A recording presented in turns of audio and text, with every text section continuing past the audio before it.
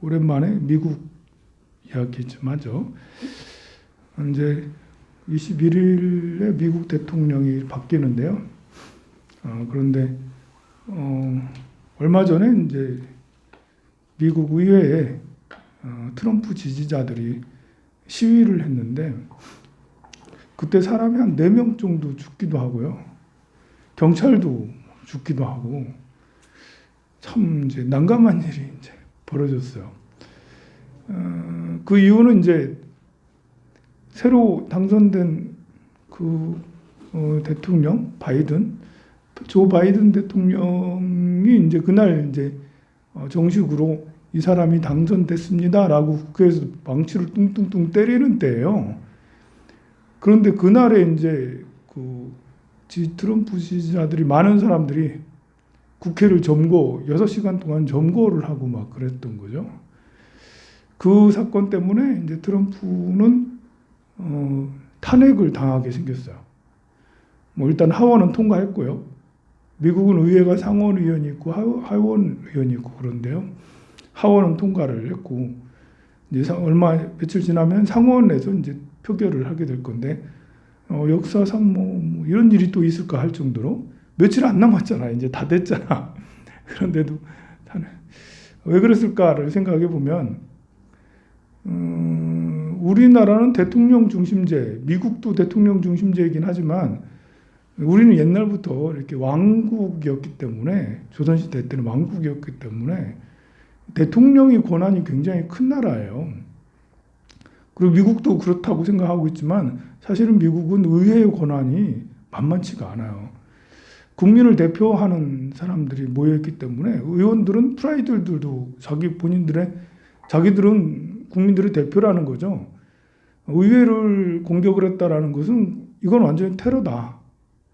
이것은 국민을 공격한 거랑 다르지 않다라고 생각할 수가 있겠죠. 당연히 이것은 테러에 아니 지지자들이 자기들끼리 알아서 우리 바이든은 어떻게 할 수가 없어요. 인정할 수 없어요. 우리는 트럼프가 되길 바래요. 라고 이렇게 하는 것도 뭐 그럴 수도 있겠 하지만 더 문제는 트럼프가 옆에서 부추겼다라는 거예요.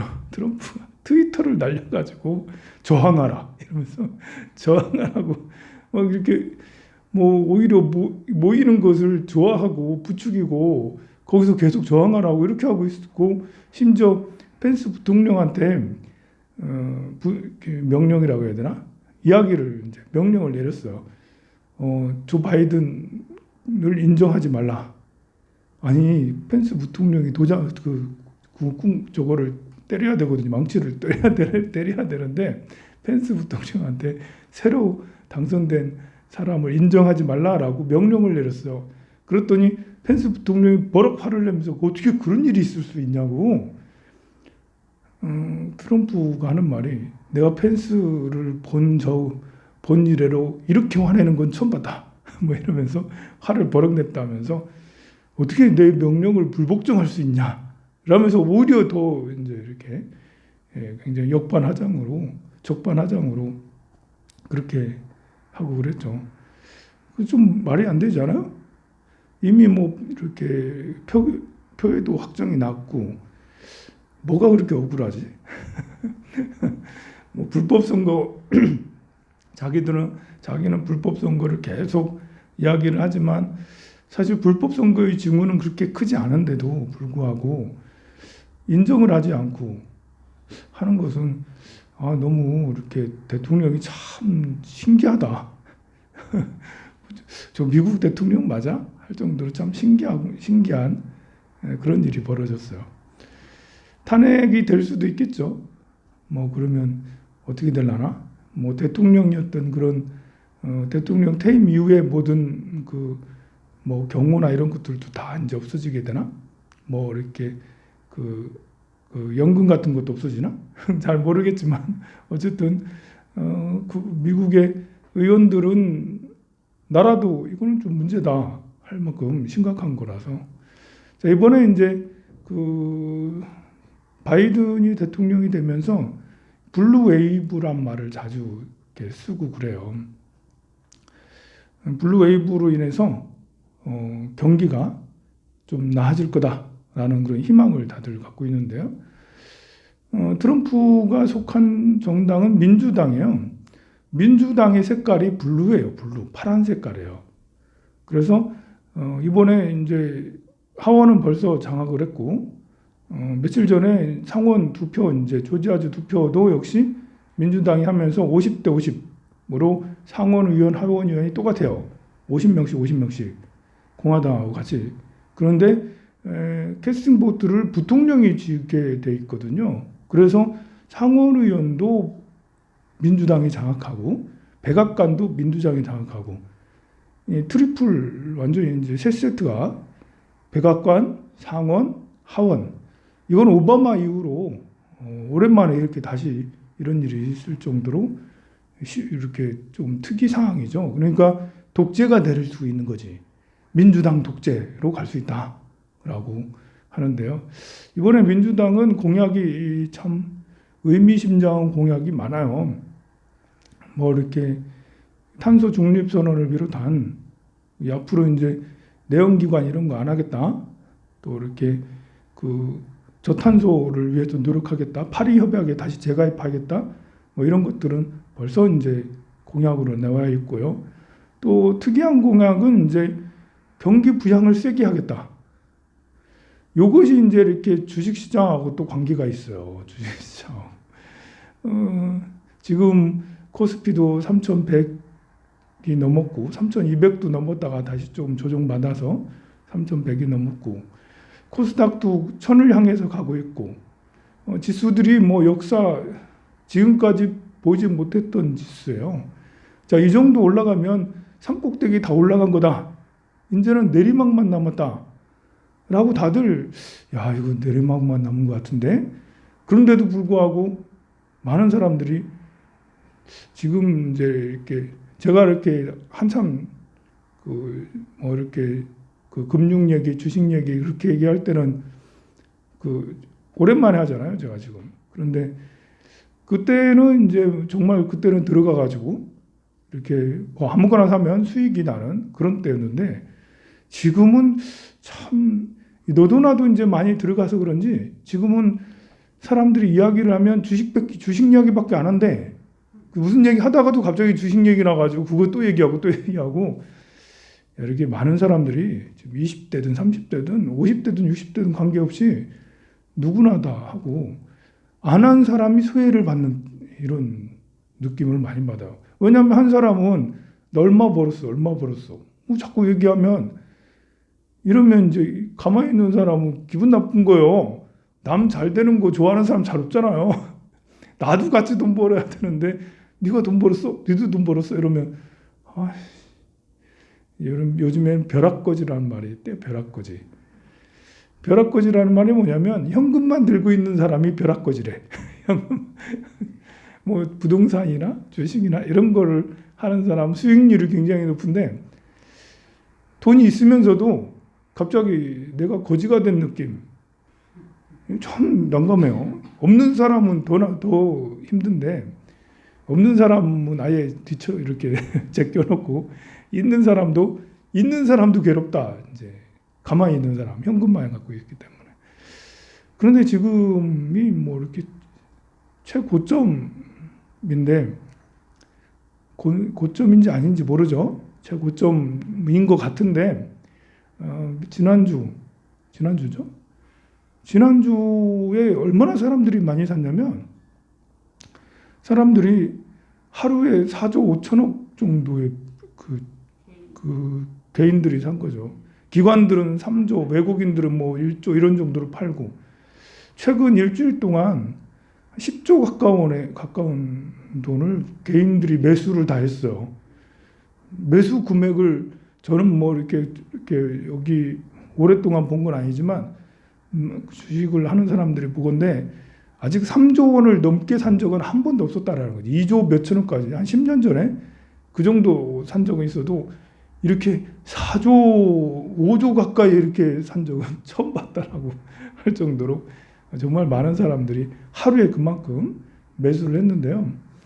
제일 많이 매수한 게 삼성전자인데 삼성전자는 그날 하루만 삼성전자 거래량이 10조 원이었어요. 사고 팔고 한 게 10조 원이었다는 거죠. 그러니 참, 야, 이거는 이렇게까지 올라갔는데 개인들이 여기서 들어오면, 야, 이거는 참 난감하다. 이제 여기서 이렇게 개인들이 큰 손해를 보는 게 아니에요? 하면서 한 3일 전에, 3거래일 전에 삼성전자는 거의 10만 원 가까이 가서 9만 6천 원, 9만 7천 원까지 갔었는데요. 잠깐 그렇게 갔다가 슉 내려왔어요. 그러면 개인이 야, 저거 올라갈 것 같아 해서 나는 9만 6천 원에 샀어. 그런데 이제 쭉 내려와서 지금 8만 9천 원으로 쑥 내려왔어. 야, 그러면 보통 삼성전자 사는 사람은 100만 원, 200만 원 사거든요. 보통 삼성전자 사는 사람들은 1000만 원, 2000만 원씩 산다고. 그러면 그만큼 했다가 지금 한 5%, 10%훅 내려왔으니까 얼마나 이렇게 마음이 쓰라리니 그럴 거예요. 며칠 동안 계속 조금씩 내려가고 있는데요. 앞으로 더 내려갈까? 모르죠. 그건 아무도 몰라요. 그럴 수도 있지만 아닐 수도 있고요. 다만 단 한 가지 희망이 있는 거는 바이든 정부가 블루 웨이브 중에 가장 이제 우리 눈에 띄는 것은 2조 달러를 풀겠다. 앞으로 경기 부양책을 내겠다. 얼마 전에 이제 트럼프 임기 말기에 지금 며칠 전이죠. 며칠 전에 해가 가기 전인가 그럴 거예요. 9천억 달러를 경기 부양책으로 내놨어요. 그 중에 한 600달러인가를 개인한테 미국인들한테 다 600달러씩 나눠주겠다고 하고, 그때 이제, 그렇게 9천억 달러 이렇게 했는데, 바이든이 또 그걸로 하는 말이, 야, 그거는 우리가 지금 내가 대통령 되고 나면, 그 9천억 달러는 계약금에 불과할 거다. 나는 더 많이 풀겠다. 지금 엄청나게 많은 돈을 풀 거를 예고를 하고 있어요. 그러니까 지금 앞으로 2조 달러를 푸는 것은 바이든 1차 부양책이 될 수가 있는 거예요. 또 시간 더 돼서 더 풀어야겠다면 더 풀겠다라는 거죠. 그러면 이제 시장의 유동성이 굉장히 많아져서 돈이 많아지는 거죠. 돈이 많아지면 돈 가치가 하락이 돼서 사람들이 현금을 들고 있지 않고 다른 걸로 다 재투자를 하려고 하는 거죠. 부동산을 하든 주식을 하든 채권을 하든 원자재를 하든 뭐 가만히 둬서는 안 될 것 같다. 왜냐하면 시중에 돈이 많아지면 그걸 보고 이제 M1 중괄, M2 중괄해서 통화량이 많아지는 거는데 우리나라도 통화량이 굉장히 많아졌어요. 10년 전에 비해서 지금 거의 30% 이상 통화량이 많아졌거든요. 그렇게 되면 물가 상승률이 굉장히 높아지는 거예요. 그러니까 옛날에 짜장면 가격하고 지금 짜장면 가격하고 지금 10배 이상 차이 나고 그렇게 하는 이유도 통화량이 많이 증가한 거죠. 짜장면 가격은 많이 상승한 거 아니네, 가만 보니까요. 이렇게 부동산에 비하면 이제 가격 가치 상승이 크지 않았는데요. 어쨌든 통화량이 더 많아지면 많아질수록 인플레는 더 심해져서 내가 가진 현금은 값어치가 지금은 10,000원에 밥을 사 먹지만 몇 년 후가 되면 20,000원에 밥을 사 먹는 거예요. 그러면 내 현금은 1,000,000원이 있었는데 나중에는 지금은 1,000,000원 가지고 장 보면 많이 살 수 있는데 나중에 1,000,000원이면 장 보면 반절밖에 못 산다라는 거죠. 그래서 이제 이렇게 사람들이 현금을 들지 않고 다른 걸 쓰게 되는데요. 자, 경기 부양책을 그렇게 내세우면 주식이 오를까 내릴까? 지금까지는 올랐어요. 지금까지 올랐어요. 그러면 앞으로도 오를까? 그거는 이제 쉽지가 않아요. 이게 경기 부양책을 계속 쓰는 것도 한계치가 있는 거예요. 왜냐하면 미국 정부에서 경기 부양책을 쓴다고 해서 2조 달러, 3조 달러를 막 이렇게 풀어요. 그거는 대체로 국채를 발행해가지고 국채를 사람들이 사면 그 돈으로 푼다는 거거든요. 그런데 국채를 많이 발행하면 무슨 문제가 생기냐면 국채 수익률, 국채 이자가 국채를 사람들이 안 사. 가치가 떨어지는 거예요. 왜냐하면 국채가 너무 많으니까 이 국채를 사서 뭐 하겠어. 국채가 가격이 이게 헐값이 되잖아요. 그래서 이제 어쩔 수 없이 국채에 대한 이자율을 높여주게 되는 거예요. 지금은 1% 정도 되거든요. 국채 수익률 이자가. 그러니까 이 국채 사가지고는 별로 재미를 못 봐서 은행이라든지 기관들은 국채를 많이 사다가 국채를 안 사고 주식으로 다 바꿨거든요. 그런데 국채 수익률이 2%가 되면 그건 안전한 거잖아. 주식은 안전하지가 않아. 위험 자산이잖아요. 언제 떨어질지 몰라요. 아무리 애플이라도 언제 떨어질지 모르는 거예요. 근데 국채 수익률이 1%면 매력이 없지만 2%가 되면 매력이 있어요. 그러면 주식 시장에 있는 돈들이 국채 시장으로 옮긴다라는 거죠. 여러분들은 그런 걸 몰라요. 그러니까 주식만 하지. 국채에 대해서는 잘 모르잖아요. 나라 채권을 살 생각을 우리가 하겠어요? 평민들이? 그런 생각 별로 안 한다고. 그런데 국채를 사는 고객들은 각국의 은행들이에요. 기관들이죠. 은행하고 큰 대기업하고 기관들이 국채를 매입을 하는데요. 지금 이렇게 경기 부양책으로 엄청난 유동성을 풀면 그 다음으로 지금 조금씩 이제 이렇게 미국 정부 연준에서는 금리를 굉장히 인하해서 0%대로 했어요. 그래서 따라서 국채도 이제 5년 만기, 10년 만기, 3년 만기 이런 국채도 이제 이자가 슝 내려왔거든요. 근데 이제 아무리 연준이 귀를 쓰고뭘 해도 막을 수 없는 건 시장이거든요. 우리가 연준에서 0%대로 만들었으니까 국채 수익률도 당연히 이제 떨어지고 막 이렇게 했는데 돈이 너무 많이 풀리면 이거는 막을 수도 없어요. 연준이 그 시장 관계, 시장에 맡겨지는 거기 때문에 단기 국채는 그렇게 단기 국채의 이자율은 높아지지 않지만 10년 만기 국채 이자는 높아지고 있다라는 거죠. 일이 되지 않았는데 0.98, 0.97 이랬는데 얼마 전에 1이 넘었고 지금 1.2, 1.3 이렇게 향해서 가고 있는 거예요. 그럼 1.5가 넘기 시작하면 이거는 좀 이제 정말 빨간 등이 돼버리는 거예요. 지금 빨간 등 되기 전에 노란 등일까 파란 불일까 이러고 있는 거거든요. 근데 2조 달러가 풀리면 그러면 노란 등에서 빨간 불로 가고 다시 또 2조 달러가 풀리면 그러면 이제 완전 빨간 불이 돼서 이자가 한 2%까지도 치솟게 되면 그때부터는 사람들이 주식에 있는 돈을 그 기관들이 국채로 슝 옮길 우려가 있어서 그때부터는 푹 빠질 수가 있다.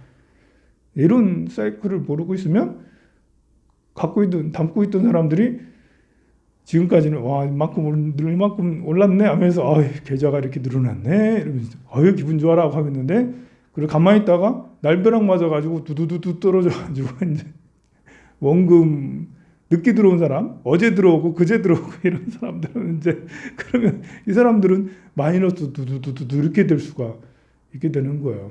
사실 이 전 국민이 이렇게 주식 시장에 뛰어들고 하는 것은 저는 바람직하다고 봐요.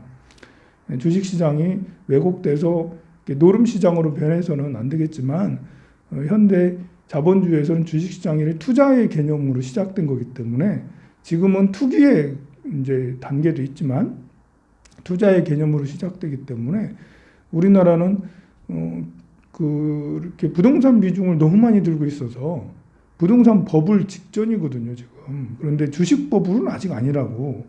그래서 많은 사람들이 자신의 자산을 이렇게 금융 쪽으로 이렇게 분산 투자를 잘해서 운용을 잘 할 수 있는 것은 선진국으로 가는 길 중에 하나예요. 그래서 어린 아이들도 이런 것들을 좀 알아서 배워서 지금부터라도 조금씩 해서 이렇게 그런 감각을 익히는 것도 필요하고 나이 든 사람들은 그냥 가진 것의 한 10%에서 20%만 해야 되는 거예요. 나이 든 사람들은 내가 가진 것을 몰빵해서 이쪽으로 가면 안 되는 거고요. 그냥 이렇게 그리고 안전한 투자를 해야 되는 거죠. 샀다 팔았다 그렇게 하는 게 아니고 그런 좀 걱정은 많이 되긴 하지만 그래도 이제 그 지금 위험한 때쯤에 와 있다. 예, 그렇게 생각이 드니까요. 여러분들 좀 주의하시고요. 신규 매수는 절대 하지 마시고요. 될 수 있으면. 근데 또 안 그럴 수도 있어. 그 지금이 꼭지다 생각을 했는데 제 말 듣고 스님이 사지 말라고 해가지고 가만히 있었다가 다시 또 두두두 돌아서 3,500, 4,000까지 슝 올라가고 이렇게 될 수도 있어요. 그래서 아무도 알 수가 없어요. 근데 지금 현재는 상당히 리스크는 사실은 크긴 큰 시장이다. 바이든 대통령이 잘 운영을 해서 이제 우리나라 정치는 하나도 재미가 없어요. 어떻게 된 게? 우리나라 정치는 별로 지금 드라마틱하지가 않아. 좋은 건지 나쁜 건지 모르겠는데 별 재미가 없고요. 미국은 우리 트럼프 대통령이 참 전 세계를 즐겁게 해줬어요. 트럼프 대통령이 퇴장하고 나면 참 재미가 좀 심심할 것 같은데 성불하세요.